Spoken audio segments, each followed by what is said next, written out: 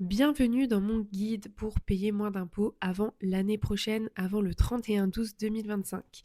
Donc en tout premier, ce que j'ai renseigné, c'était votre avis d'imposition. Tout en bas de votre dernier avis d'imposition, vous avez les enveloppes déductibles retraite. C'est-à-dire que c'est le montant total que vous pouvez verser sur un PER, plan d'épargne retraite, et que vous pourrez défiscaliser l'année prochaine.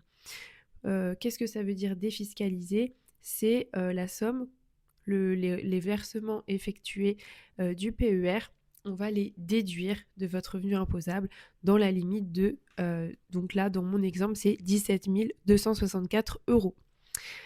Donc il y a une grande marge, en tout cas, pour gagner beaucoup d'impôts.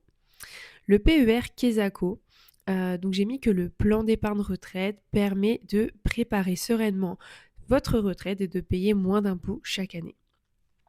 Retenez bien, chaque euro économisé, c'est de l'argent qui fructifie pour vous. A contrario, chaque euro perdu, c'est de l'argent qui ne travaille pas pour vous. Donc, les infos à vérifier avant de calculer donc l'économie d'impôt que vous pouvez réaliser. Premièrement, vérifiez votre revenu net imposable. Deuxièmement, votre tranche marginale d'imposition. Et enfin, votre plafond d'épargne retraite, donc celui qu'on a abordé au début de la vidéo. Nous allons passer au fonctionnement du PER, le plan d'épargne retraite, et aussi aborder un exemple concret d'une économie d'impôt réalisée. Comment ça marche? Vous allez cliquer donc sur la flèche qui va dérouler quelques points. Donc premièrement, l'ouverture du PER s'effectue avec un versement initial de 100 €.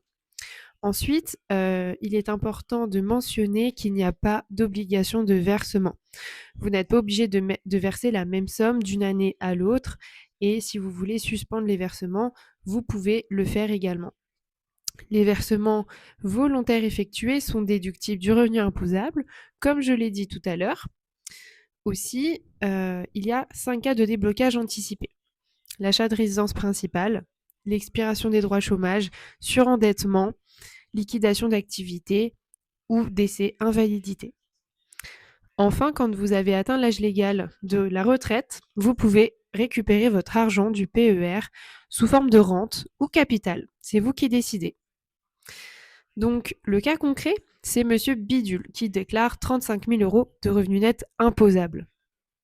Il se situe donc dans la tranche marginale d'imposition à 30%. S'il verse 3 000 € sur un plan d'épargne retraite avant le 31